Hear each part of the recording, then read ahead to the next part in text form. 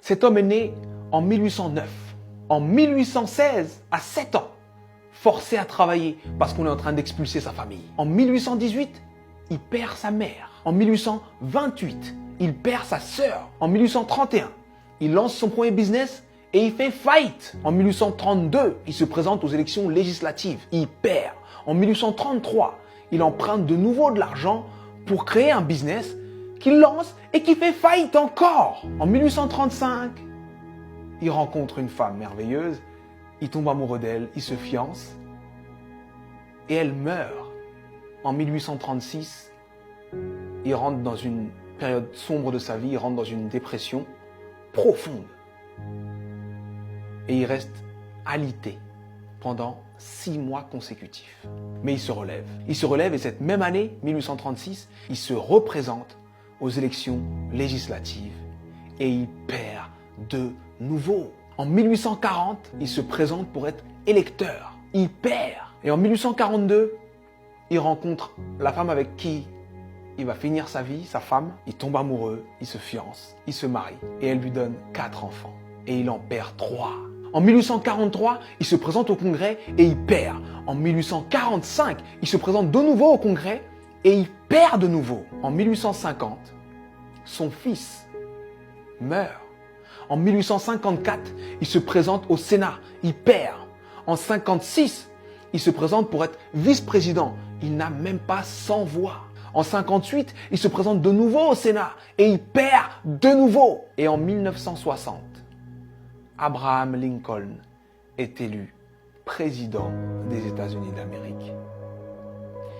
Et il fait 2 mandats exceptionnels qui font de lui l'un des présidents les plus respectés et les plus impactants de l'histoire des États-Unis. C'était important que je te raconte cette histoire. C'était important que je te raconte cette histoire parce que on voit le héros, mais on ne voit pas les coulisses de la réussite. Il faut que tu acceptes les coulisses de ta réussite. Peu importe la difficulté, peu importe ce qui se passe, peu importe ce que tu dis, sache que tant que tu respires, ton but t'attend. Tant que tu respires, ton rêve t'attend. Et je vais te dire une chose que je veux que tu gardes dans ta tête et dans ton cœur le plus longtemps possible et que tu te répètes le plus souvent possible. Les épreuves que tu trouves sur ton parcours sont adaptées à ton potentiel. Les petits potentiels ont de petites épreuves. Les gros potentiels ont de grosses épreuves. On peut tous, dans nos vies, prendre des feuilles, noter les dates des moments les moins drôles de nos vies, les moments les plus difficiles de nos vies, et faire une liste comme celle que je viens de faire pour Abraham Lincoln. Mais sincèrement, je pense que Abraham Lincoln faisait l'inverse.